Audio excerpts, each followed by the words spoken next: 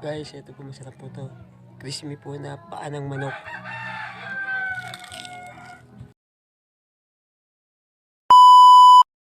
Ito po, naugasa na po ang manok. Nilagay na po sa pressure cooker.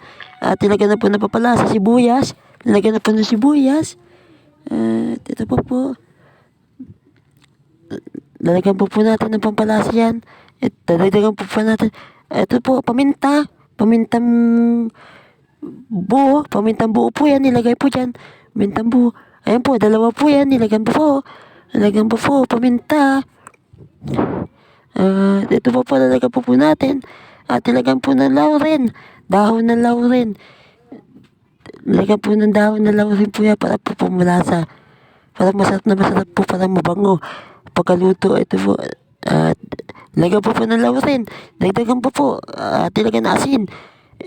Para papalasa. Nilagyan po ng asin. Tanto nyo lang ilang asin lalagay nyo. Sa akin 3 nilagay ko. Ito po, pampalasa po, pampasarap po. At huwag nyo kakalimutan po ang magic sarap. Ang magic sarap. Pagkatapos po niya, lalagyan nyo po ng tubig. Huwag kalimutan lagyan ng tubig ha.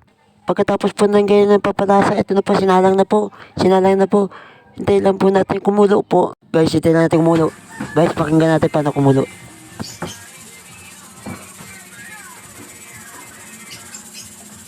Ito po, pumili na po tayo ng crispy fry at ari na po, ito ipiprito na po natin at ilalagay po natin ang manok. Sinusok po natin sa suka po ang paa ng manok. Masarap po yan mga guys, ito po masarap po to.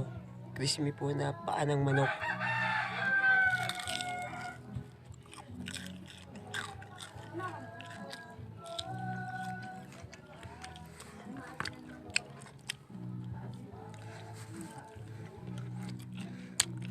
Masarap guys. Dahil crispy na manok. Bye. Subscribe, pindutin nyo na yung notification bell para updated kayo lagi sa lahat ng mga video ko at para mapanood nyo pa ng mga bagong video. Bye bye!